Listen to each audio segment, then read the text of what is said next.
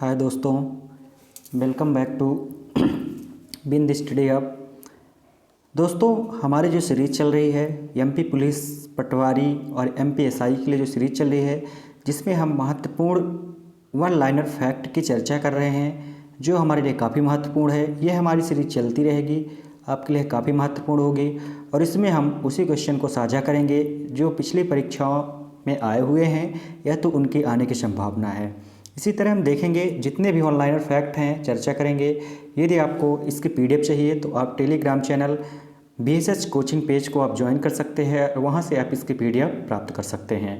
तो दोस्तों, आज हम देखेंगे स्वतंत्रता आंदोलन से संबंधित कौन से आंदोलन किस वर्ष में हुए, उसके डेट की चर्चा करेंगे, क्योंकि डेट एक ऐसा टॉपिक है जो आपको याद करने में काफ़ी कठिनाइयाँ होती हैं। उसी के बारे में चर्चा करेंगे और सबसे पहले बोलेंगे कि यदि आपको जो चीज़ें याद करने में कठिनाई हो रही है, या तो आप उसको लिख के पढ़ें या तो बार बार उसे पढ़ें, बार बार रिवाइज करें, तभी आपको याद हो पाएगी।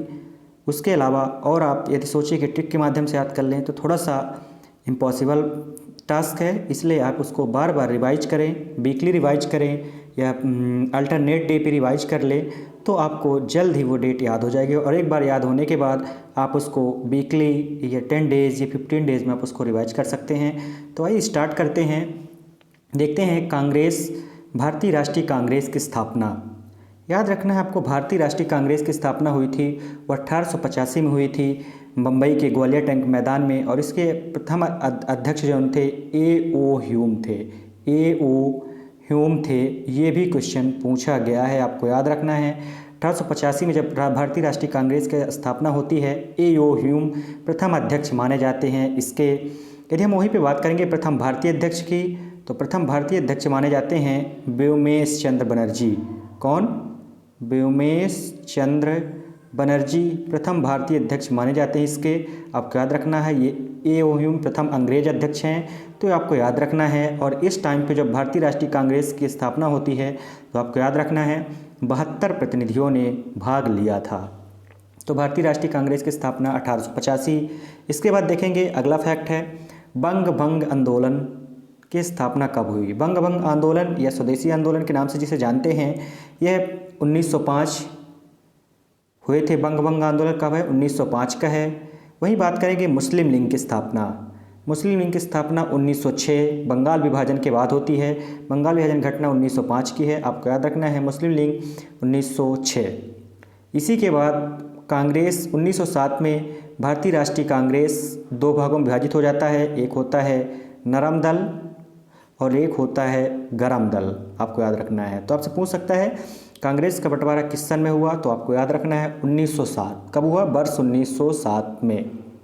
इसके बाद आपको जो अगली डेट है याद रखनी है home rule league. Home rule league जो होती है 1916।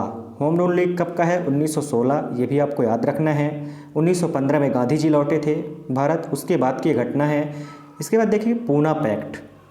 पूना पैक्ट कब हुआ? दिसंबर 1916 में होता है पूना पैक्ट। इसके बाद देखेंगे मॉन्टेग्यू घोषणा। मॉन्टेग्यू घोषणा कब होती है? 20 अगस्त 1917 को होती है मॉन्टेग्यू घोषणा। Roulette act. रोलेट एक्ट कब का है? 19 मार्च 1919। और यहीं पे आपको एक डेट और याद रखनी है 13 अप्रैल 1919 की, जब जलियांवाला बाग हत्याकांड हुआ। General O Dyer, Colonel Fisher, काफ़ी महत्वपूर्ण घटना है जो पूछी गई है। आइए दोस्तों चर्चा करते हैं अगले फैक्ट की। जो हमारा अगला फैक्ट है जलियांवाला बाग हत्याकांड। हमने देखा भी 13 अप्रैल 1919 जनरल ओ डायर। कौन? General O Dyer. General O Dyer. General O Dyer, आपको याद रखना ये नाम काफ़ी इंपॉर्टेंट है, general O Dyer.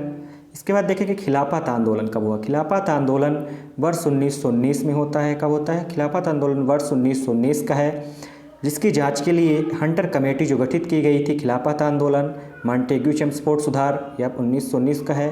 Hunter committee के जो गठन किया गया था, ये 18 मई 1920 को हंटर कमेटी का गठन किया जाता है।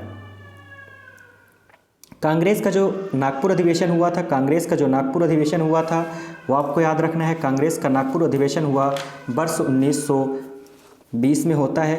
कांग्रेस का नागपुर सम्मेलन दिसंबर 1920 में होता है।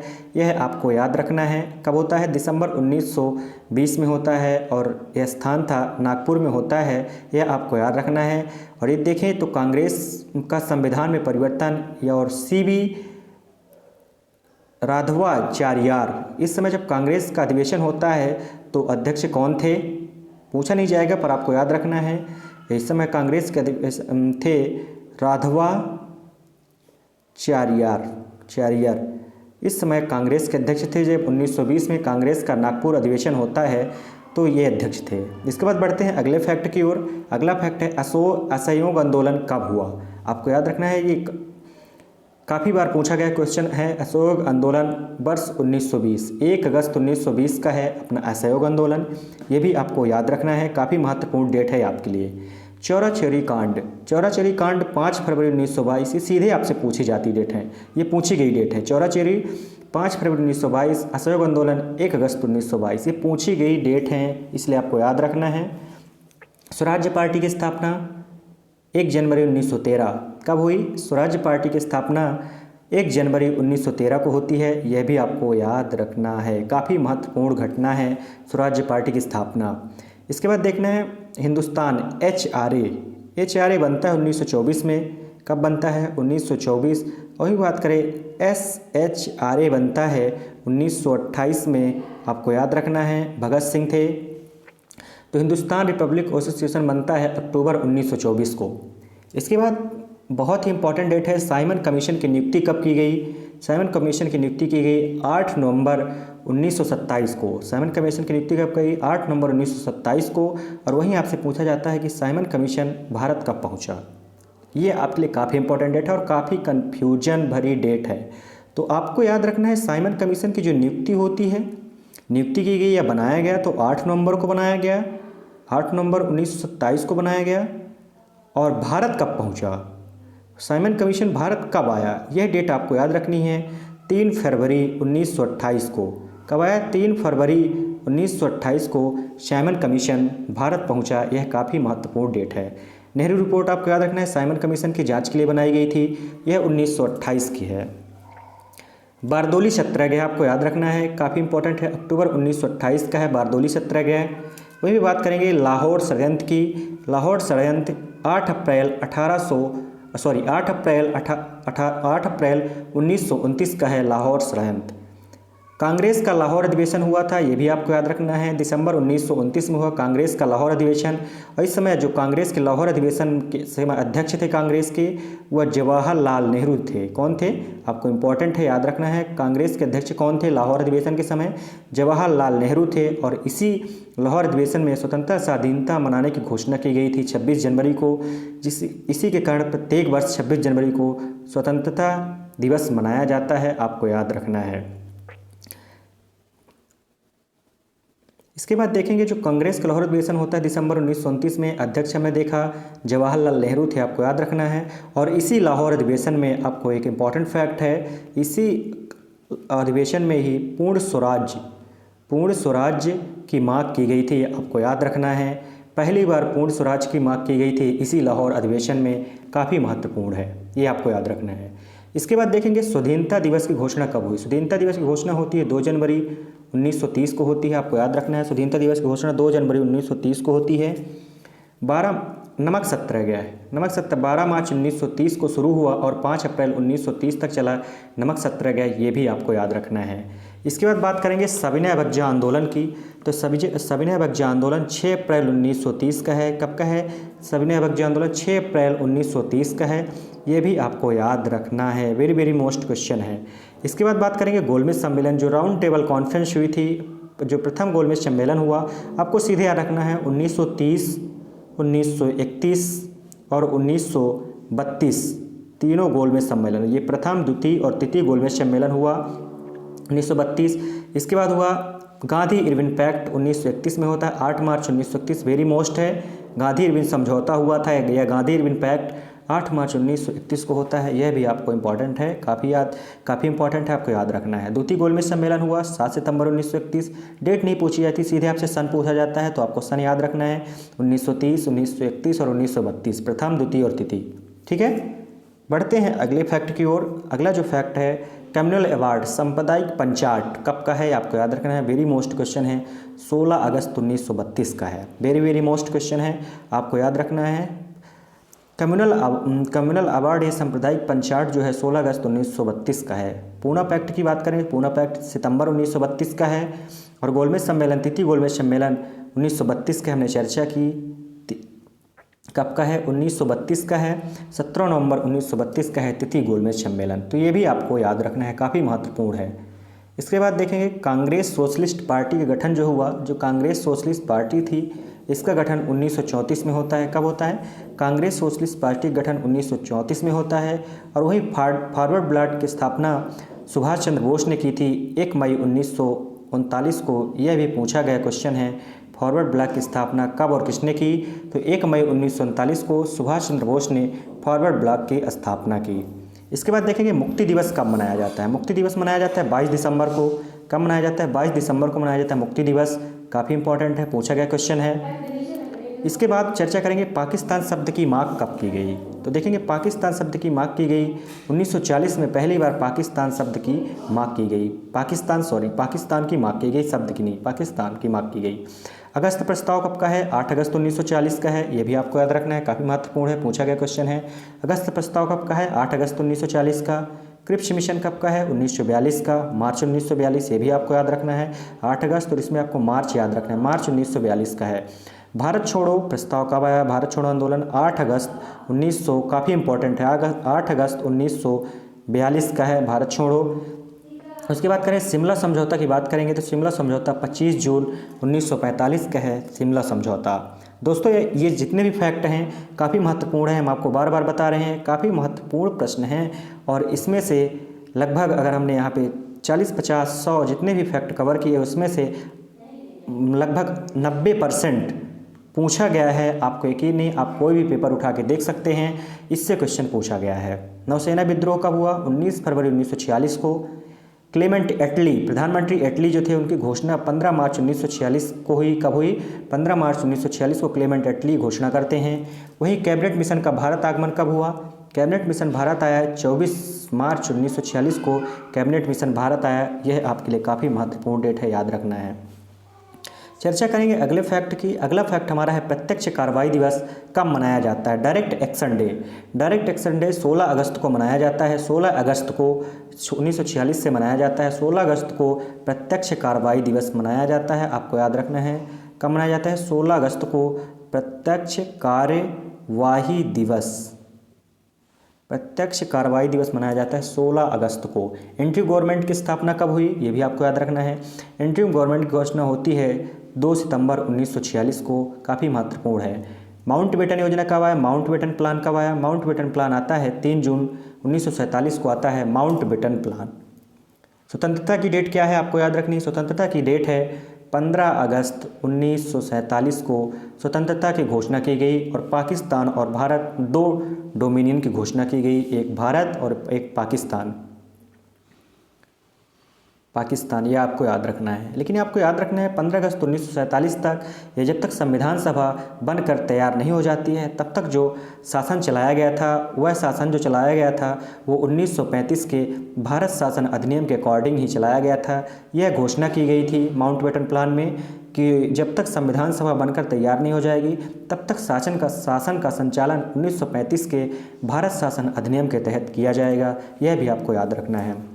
स्वतंत्र भारत के प्रथम गवर्नर जनरल कौन थे, आपको याद रखना है। स्वतंत्र भारत के प्रथम गवर्नर जनरल लॉर्ड माउंटबेटन हैं। वही बात करते हैं स्वतंत्र भारत के प्रथम गवर्नर जनरल और अंतिम गवर्नर जनरल के सी गोपालाचारी थे, उनको भी आपको याद रखना है। कौन थे, सी गोपालाचारी। तो स्वतंत्र भारत के प्रथम गवर्नर जनरल कौन थे, लॉर्ड माउंटबेटन। वहीं यदि बात करें भारत के प्रथम वायसराय कौन थे, लॉर्ड कैनिंग थे। हमने चर्चा कर चुके हैं, आप देख सकते हैं पॉलिटी वाले पार्ट में जाके देख सकते हैं, वहाँ पे वायसराय का वीडियो बना हुआ है, आप वहाँ से प्ले लिस्ट में जाके देख सकते हैं। भारत की प्रथम महिला राजदूत कौन थी, यहाँ पे देख लेते हैं, कुछ प्रथम नाम देख लेते हैं।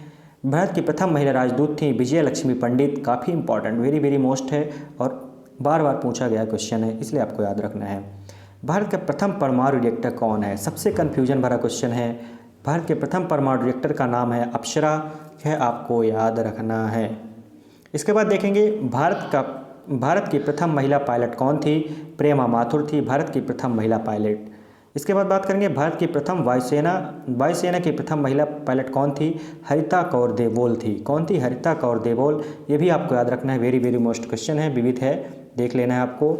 भारतीय वायुसेना के प्रथम अधिकारी जिसने परमवीर चक्र प्राप्त किया, वेरी वेरी मोस्ट क्वेश्चन है, आपको याद रखना, निर्मल जी शेखो है। कौन? निर्मल जी शेखो हैं। बढ़ते हैं अगले फैक्ट की ओर। भारत की प्रथम महिला लोकसभा अध्यक्ष कौन है? मीरा कुमार, आपको याद रखना है। वर्तमान समय में कौन है? ओम बिरला, 17वीं लोकसभा है, आपको याद रखना है। वर्तमान समय में कौन है? ओम बिरला जी हैं। और यह कहाँ से आते हैं? राजस्थान से आते हैं, वर्तमान में लोकसभा अध्यक्ष हैं, आपको याद रखना है। बात करेंगे भारत के प्रथम साम्यवादी लोकसभा अध्यक्ष कौन थे?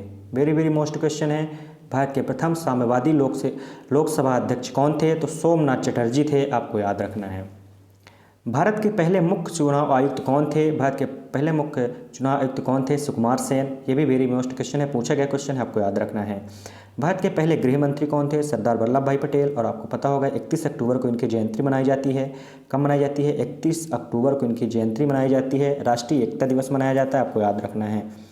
भारत के पहले रक्षा मंत्री कौन थे? सरदार बलदेव सिंह थे। आपको इसको ट्रिक से याद करने हैं, पहले रक्षा मंत्री आपसे पूछेगा तो बलदेव, जिसमें बल होगा वही तो रक्षा करेगा, सीधी सी बात। क्या? जिसमें बल होगा वही तो रक्षा कर पाएगा, जिसमें बल होगा वही तो रक्षा कर पाएगा। तो बलदेव सिंह कौन होंगे? रक्षा मंत्री होंगे पहले, तो आपको याद रखना है, जिसमें बल होगा वही रक्षा मंत्री होगा। इस ट्रिक से आप इसको याद कर सकते हैं। देखेंगे दोस्तों, इसके बाद अगला फैक्ट है, भारत के पहले वित्त मंत्री कौन थे? आपको याद रखना है, भारत के पहले वित्त मंत्री थे आर.के. षणमुखम शेट्टी थे। कौन थे? आर.के. षणमुखम शेट्टी थे। काफ़ी महत्वपूर्ण फैक्ट है। भारत के पहले केंद्रीय शिक्षा मंत्री कौन थे? मौलाना अबुल कलाम आज़ाद थे। हाल ही में इनकी जयंती मनाई गई है।